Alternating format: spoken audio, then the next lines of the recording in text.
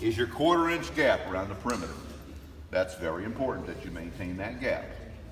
When you cut these, you can cut them simply by score and snap, or with a laminate cutter, or with a skill saw, or a table saw, or a jigsaw, or in my case right now, just by hand, I can cut this with a couple of passes to set my knife, the second pass to get through the wear layer, and the third pass for good measure.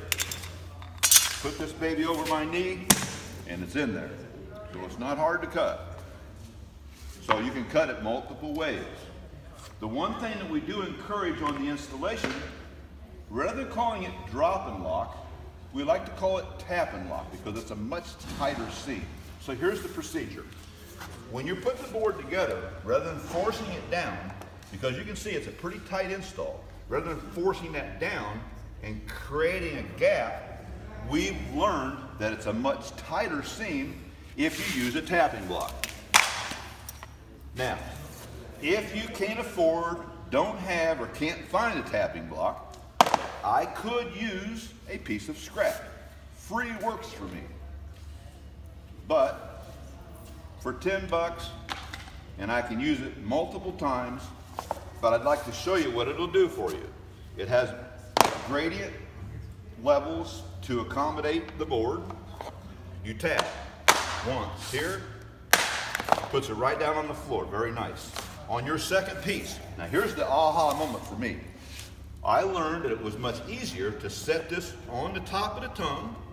This is a modified Unilin click, and that's a big deal, fellas, because you can hinge this in both directions. And if you're trying to put product under a door jamb, it is significantly easier with this product than it is our competition. So you'll drop this in. Again, put this in, one tap, sets the product right down to the floor. You're not lifting it, you're not trying to force it, you're not aggravating yourself. And then, if you use a guide, this is a better way to maintain that you get a nice, smooth fit. Here you take a guide, and that keeps these two level. And if I had a factory edge that I did not want to damage, I would use the tapping block. If I had a cut edge against the wall, I would use one of those pull bars. You guys have probably all seen those pull bars.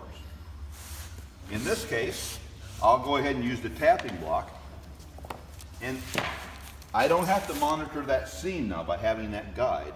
When I tap this together, I can feel it. There's a sweet spot. Just stand on it. I have to feel it. When you get it, you can feel it. Sweet spot. You don't drive it too hard. You don't try to force a pucker. But this seriously is a very tight seam installation. I've never once seen one that tight. So from bottom up and top down, we're prepared to say waterproof. It's a scuff tough urethane wear layer. And don't underestimate the cleanability of this. So we'll just put a magic marker on that. That's permanent damage, right? You all ever seen those Mr. Clean magic erasers?